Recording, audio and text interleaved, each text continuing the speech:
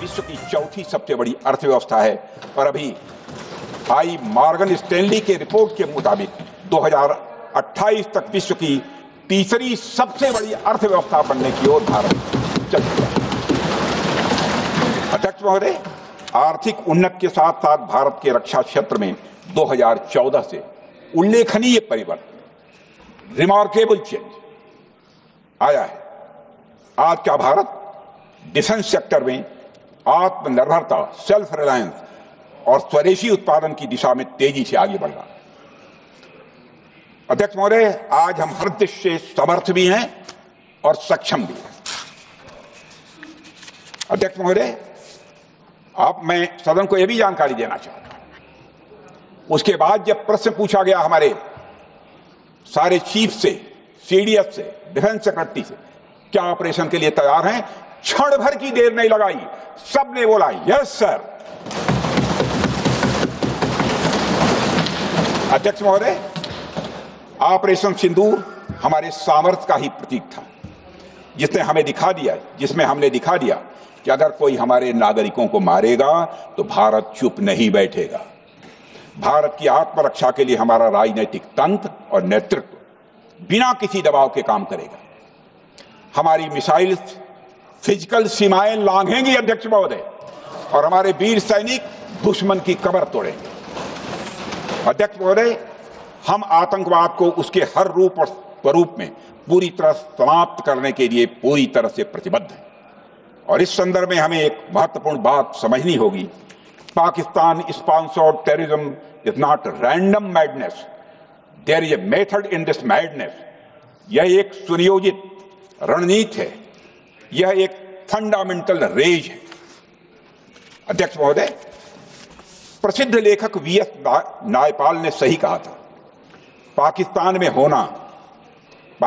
में होना एक ऐसी अल्टरनेट और कंट्रास्टिंग रियलिटी है, where war is peace, freedom is slavery, ignorance is strength. यानी यहां युद्ध ही शांति है, गुलामी ही स्वतंत्रता है और जिहालत यानी अज्ञानता ही ताकत है। अध्यक्ष महोदय, इसलिए पाकिस्तान द्वारा प्रायोजित आतंकवाद कोई पागलपन नहीं है। पाकिस्तान द्वारा प्रायोजित आतंकवाद कोई पागलपन नहीं है, यह एक सोची समझी साजिश का हिस्सा है। यह एक ऐसी प्रक्रिया है जो आतंक को एक पॉलिटिकल टूल की तरह इस्तेमाल करती है। यह सिर्फ आतंकवाद नहीं, यह एक टूल किट है, एक ऐसा टूल किट जिसे पाकिस्तान की सेना और उसकी एजेंसियां एक नीति की तरह अपनाए हुए हैं। This toolkit is an opposition to civilized code of conduct that the rest of the world prefers to abide by। यानी यह टूल किट उस सिविलाइज्ड कोड ऑफ कंडक्ट के खिलाफ है जिसे दुनिया का हर जिम्मेदार देश मानता है। अध्यक्ष महोदय, यह एक कट्टरपंथी सोच की उपज है जिसमें सहिष्णुता के लिए कोई जगह नहीं। हमारा पाकिस्तान के साथ कोई सीमा का संघर्ष नहीं है अध्यक्ष महोदय, बल्कि यह सभ्यता बनाम बर्बरता का संघर्ष है। सभ्यता बनाम बर्बरता का संघर्ष।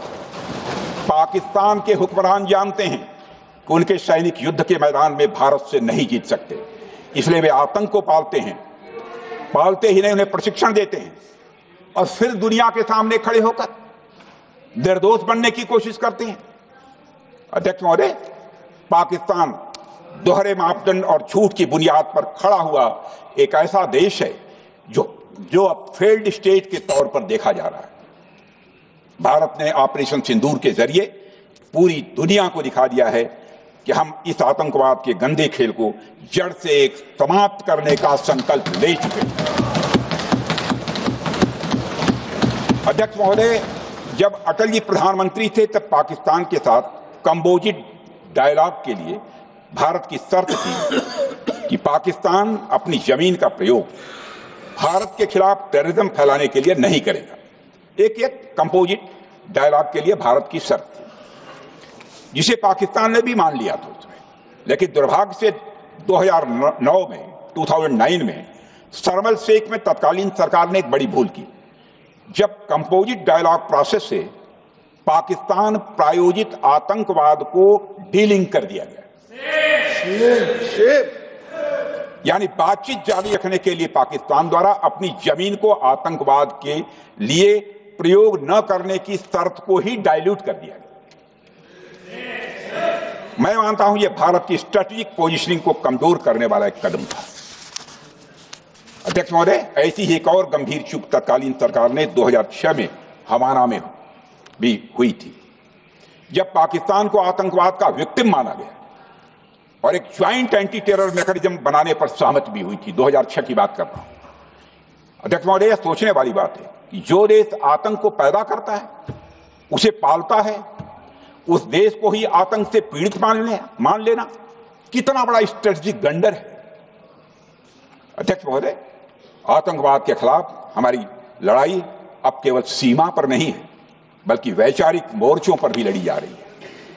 इसी उद्देश्य से प्रधानमंत्री जी कई हाई लेवल डेलीगेशंस का गठन भी उन्होंने किया था, जिसमें हमारे लगभग अधिकांश दलों के सम्मानित सदस्य उसमें शामिल थे।